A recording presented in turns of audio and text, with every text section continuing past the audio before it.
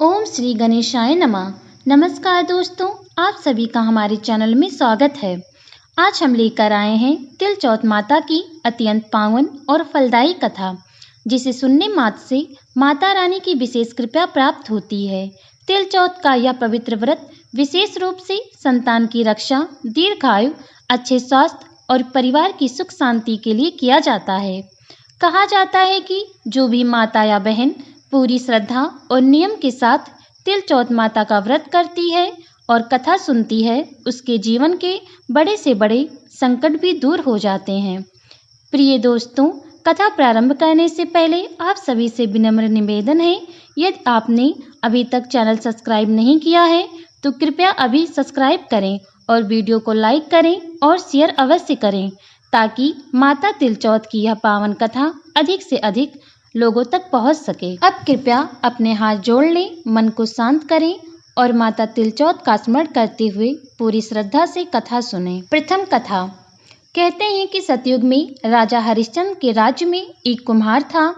एक बार तमाम कोशिशों के बावजूद जब उसके बर्तन कच्चे रह जा रहे थे तो उसने यह बात एक पुजारी को बताई। उस पर पुजारी ने बताया कि किसी छोटे बच्चे की बलि से यह समस्या दूर हो जाएगी। इसके बाद उस कुम्हार ने एक बच्चे को पकड़कर आवा में डाल दिया। वह सकट चौथ का दिन था। काफी खोजने के बाद भी जब उसकी माँ को उसका बेटा नहीं मिला तो उसने गणेश जी के सच्चे मन से प्रार्थना की। उधर जब कुम्हार ने सुबह उठकर देखा तो आवा में से उसके बर्तन तो पक गए थे, लेकिन बच्चा भी सुरक्षित था। इस घटना के बाद कुम्हार डर गया और राजा के समक्ष पहुंचकर पूरी कहानी बताई। इसके पश्चात राजा ने बच्चे और उसकी माँ को बुलवाया तो माँ ने संकटों को दूर करने वाले सकट चौथ की महिमा का वर्णन किया। तभी से महिलाएं अपनी संतान और परिवार के सौभाग्य और लंबी आयु के लिए व्रत करने लगी। दूसरी पौराणिक कथा। एक साहूकार और एक साहूकारनी थे। वह धर्म पूर्ण को नहीं मानते थे, इसके कारण उनकी कोई संतान नहीं थी। एक दिन साहूकारनी पड़ोसी के घर गई। उस दिन सकट चौथ था। वहां पड़ोसन सकट चौथ की पूजा करके कहानी सुना रही थी। साहूकारनी ने पड़ोसन से पूछा, तुम क्या कर रही हो? तब पड़ोसन बोली कि आज चौथ का व्रत है, इसलिए कहानी सुना रही हूँ। तब साहूकारनी बोली, चौथ के व्रत करने से क्या होता है? तब पड़ोसन बोली, इसे करने से अन्न, धन, सुहाग, पुत्र सब मिलता है। तब साहूकारनी ने कहा, यदि मेरा गर्व रह जाए तो मैं 1.25 सेर तिलकुट करूंगी और चौथ का व्रत करूंगी। श्री गणेश भगवान की कृपा से साहूकारनी के गर्व रह गया तो वह बोली कि मेरे लड़का हो जाए तो मैं 2.5 सेर तिलकुट करूंगी। कुछ दिन बाद उसके लड़का हो गया तो वह बोली कि हे चौथ भगवान, मेरे बेटे का विवाह हो जाएगा तो 5.25 सेर का तिलकुट करूंगी। कुछ वर्षों बाद उसके बेटे का विवाह तय हो गया और उसका बेटा विवाह करने चला गया, लेकिन उस साहूकारनी ने तिलकुट नहीं किया। इस कारण से चौथ देव क्रोधित हो गए और उन्होंने फेरों से उसके बेटे को उठाकर पीपल के पेड़ पर बैठा दिया। सभी वर को खोजने लगे पर वो नहीं मिला। हताश होकर सारे लोग अपने अपने घर को लौट गए। इधर जिस लड़की से साहूकारनी के बेटे का विवाह होने वाला था, वह अपनी सहेलियों के साथ गणगौर पूजन के लिए जंगल से दूब लेने गई। तभी रास्ते में पीपल के पेड़ से आवाज आई, अरे ओ मेरी अर्धब्याही। यह बात सुनकर जब लड़की घर आई, उसके बाद वह धीरे धीरे सूखकर कांटा होने लगी। एक दिन लड़की की माँ ने कहा, मैं तुम्हें अच्छा खिलाती हूँ, अच्छा पहनाती हूँ, फिर भी तू सूखती जा रही है, ऐसा क्यों?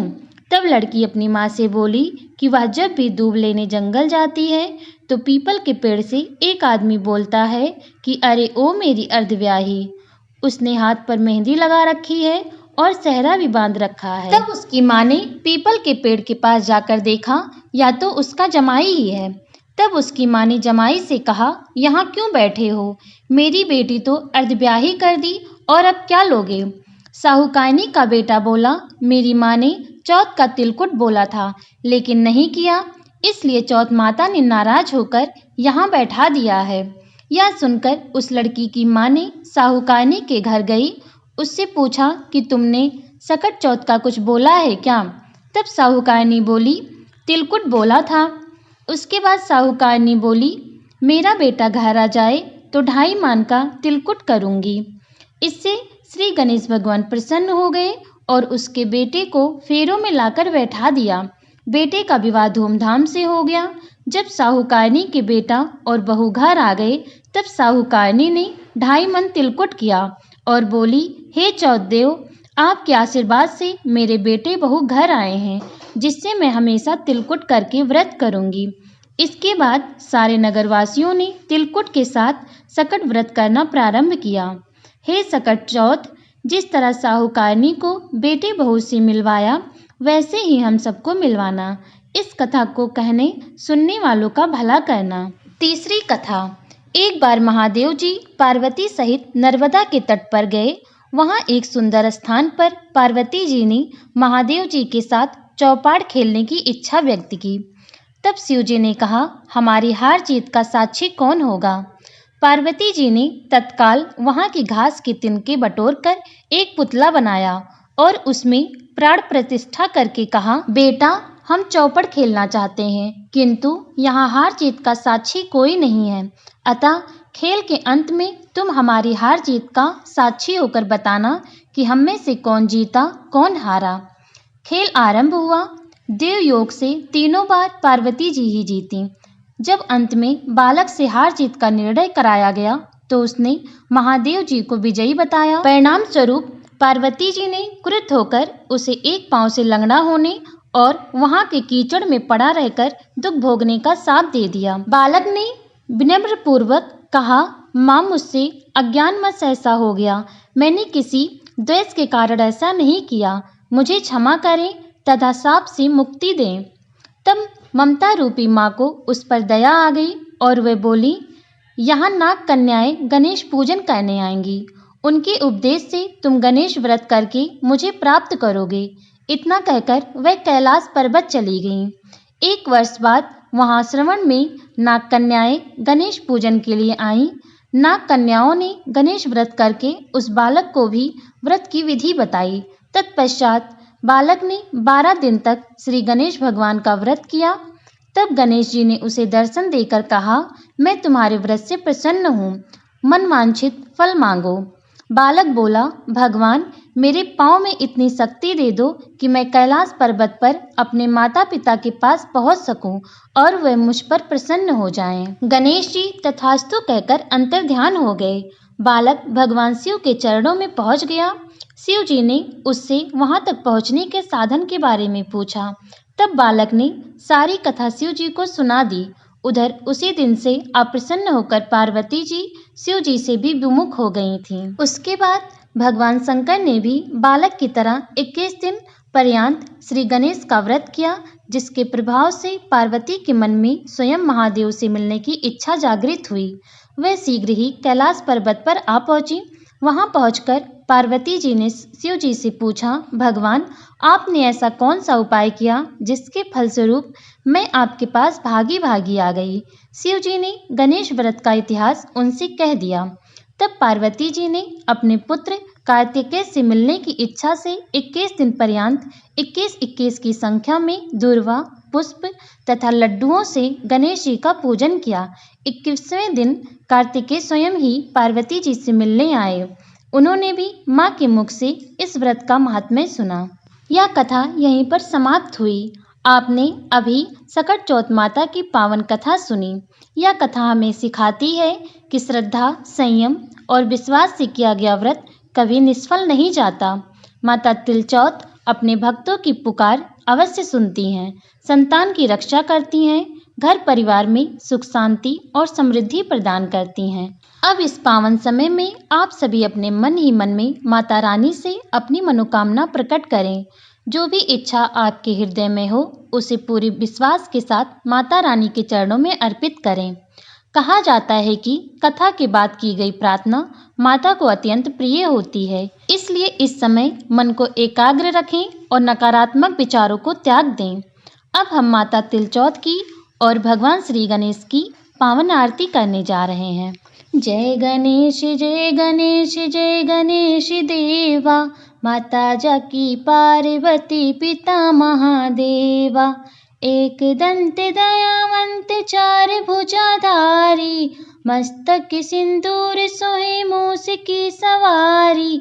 जय गणेश जय गणेश जय गणेश देवा, माता जाकी पार्वती पिता महादेवा। पान चढ़े फूल चढ़े और चढ़े मेवा, लड्डुअन का भोग लगे संत करे सेवा। जय गणेश जय गणेश जय गणेश देवा, माता जाकी पार्वती पिता महादेवा। अंधन को आँख देत कोढ़िन को काया, बाजन को पुत्र देत निर्धन को माया। जय गणेश जय गणेश जय गणेश देवा, माता जाकी पार्वती पिता महादेवा।